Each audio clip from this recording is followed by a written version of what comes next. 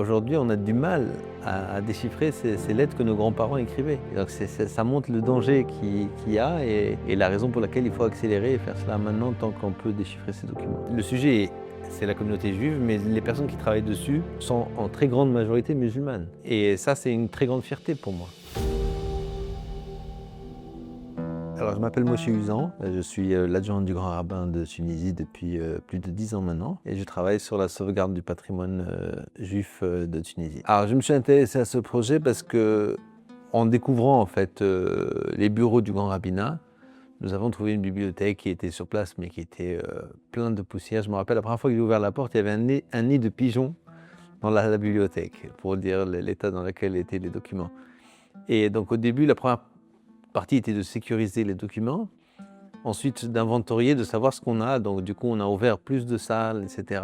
Et en voyant le nombre de documents incroyables qu'on avait, et le nombre et leur valeur, du coup, on a voulu faire un travail de valorisation de ces documents. Au début, je prenais des photos avec mon téléphone, mais je savais que on ne pouvait pas faire un site, par exemple, avec ça, ce ne serait pas très scientifique.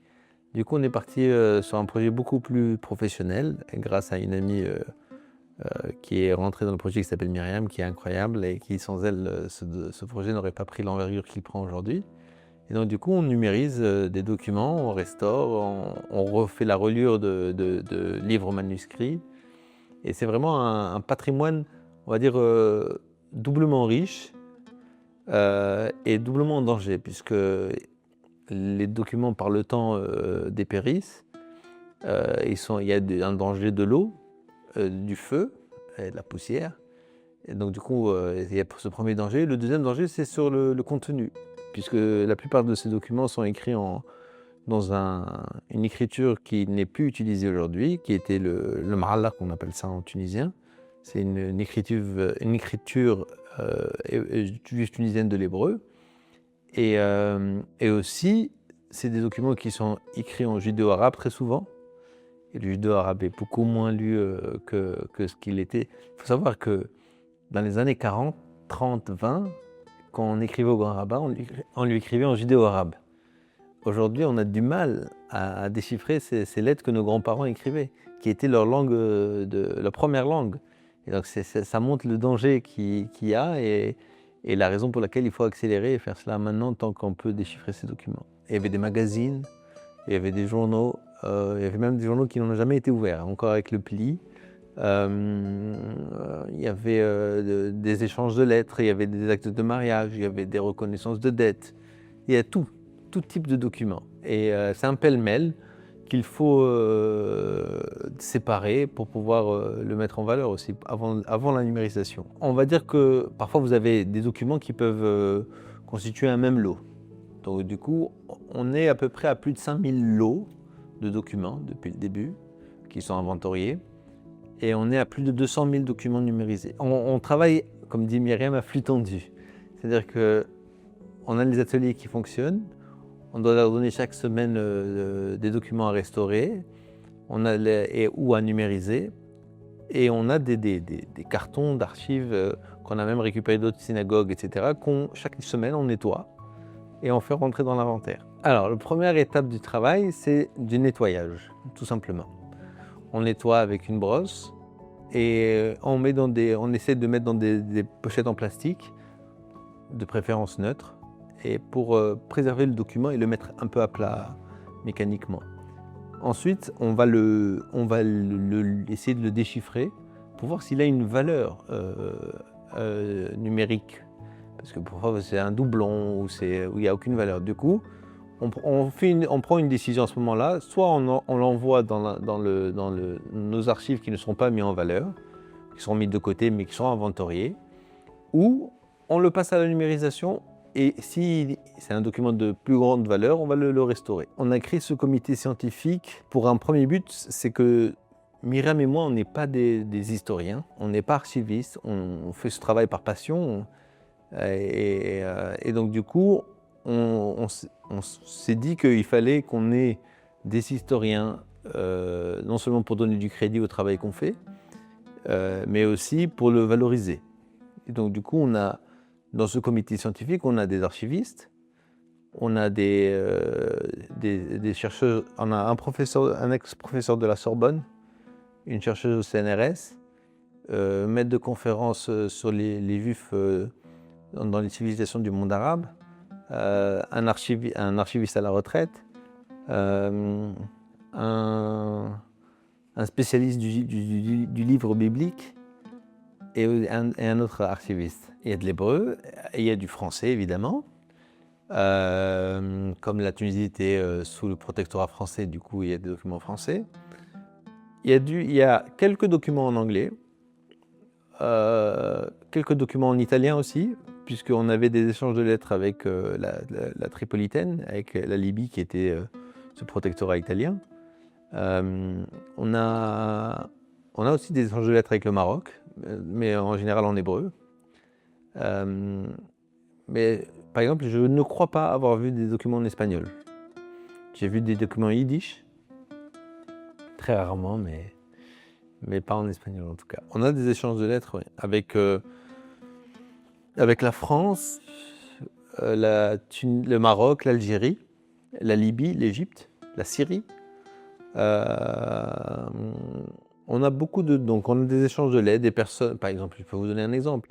Une personne qui vivait au Caire et qui est partie vivre à Tunis pour subvenir aux besoins de sa famille au Caire, parce qu'il ne trouvait pas de travail au Caire. Il arrive à Tunis, il cherche du travail et finalement il ne revient pas au Caire et il ne donne plus de nouvelles à sa famille. Et donc le rabbinat du Caire envoie une lettre au grand rabbin de Tunisie pour lui dire attention, avec la photo du monsieur, il dit attention, ce monsieur est marié, il a laissé des enfants, ne le remariez pas. S'il demande à se remarier, pour reconstruire sa vie de nouveau. Donc on avait tous ces échanges de lettres entre, ou par exemple, il demandait si on avait par exemple des Marocains qui venaient se marier à Tunis, on envoyait au grand rabbinat du Maroc pour leur demander si cette personne était célibataire. Parce qu'on avait peur que les gens abandonnent famille et reconstruisent de nouveau ailleurs. Donc on a plein de... C'est vraiment un fond très intéressant à découvrir. Il y a aussi toutes les associations philanthropiques qui étaient à tous les niveaux, pour les écoles, pour l'habillement des enfants, pour aider les jeunes femmes à se marier. Ouais, il y avait vraiment une aide sportive aussi, beaucoup de grands sportifs tunisiens. On a eu un champion du monde de boxe, de natation. Donc on a beaucoup de grands champions aussi qui étaient issus de la communauté. Alors le document manuscrit, pour le plus ancien, il date de 1812. Si on arrive parce que parfois on n'a pas de date. Mais en tout cas, le document identifié le plus ancien, c'est 1812. C'est un acte de mariage de juifs italiens. Et en imprimé, on a des livres du XVIIe siècle, pour le livre le plus ancien. Alors, premièrement, tous les documents, par exemple, de propriété, qui datent d'avant le protectorat, étaient écrits en arabe. Donc, du coup, c'est des grands documents écrits à la main par des notaires musulmans. Il y avait aussi, par exemple, des échanges de lettres de ministères tunisiens qui écrivaient en arabe. Et donc du coup on a ces documents-là sont écrits en arabe littéraire à la main. Je pense, c'est mon point de vue, non seulement il faut sauvegarder ces documents, mais aussi je pense que l'histoire des Juifs de Tunisie est peut-être mal racontée. Et donc du coup, on s'est dit en mettant à disposition ces documents, ça pourrait aider les gens à en savoir plus. Savoir que les Juifs tunisiens ne parlaient que l'arabe exclusivement, que aujourd'hui, parfois les gens pensent que les Juifs sont des étrangers, ils parlent français, ils ne parlent pas bien l'arabe, alors que ce n'était pas une réalité. Les Juifs tunisiens parlaient que l'arabe. Ils avaient une diversité de journaux incroyable. Il y avait même des journaux satiriques en judéo-arabe. Il y avait des journaux communistes, sionistes, socialistes, indépendantistes, colonialistes. Il y avait une diversité folle de documents, de journaux, mais qui étaient écrits en judéo-arabe. Et donc en faisant ce travail, ça aiderait à combattre l'ignorance et du coup le racisme, mais aussi en faisant ce projet, le sujet, c'est la communauté juive, mais les personnes qui travaillent dessus sont en très grande majorité musulmanes, avec des degrés de pratique différentes. Et ça, c'est une très grande fierté pour moi. Alors l'idée, c'est de créer dans un premier temps une bibliothèque numérique pour sauvegarder numériquement les documents parce que c'est ce qui est le plus important. Ensuite, faire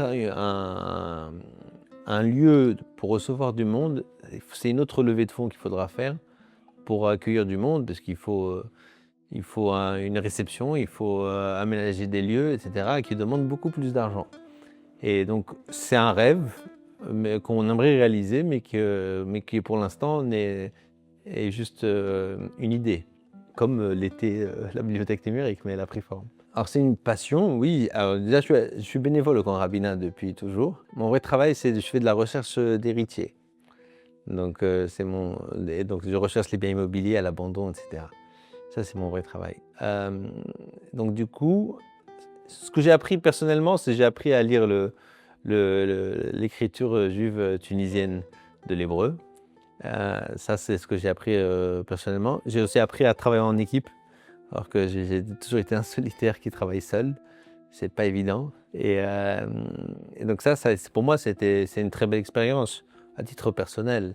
Et je pense qu'elle pourrait être même dupliquée dans plein d'autres lieux où il y a des communautés juives qui, on va dire, se réduisent et où il y a un patrimoine en danger. On a récupéré en février 2024 les documents qu'il y avait à la synagogue de Sfax. On a récupéré le mois dernier des documents qui étaient dans une synagogue à Sousse à cause des intempéries. Des fois, on découvre des archives, même nous, qui pensions avoir déjà trouvé toutes nos archives. Parfois, on ouvre une salle, un casier, une armoire et on trouve des documents.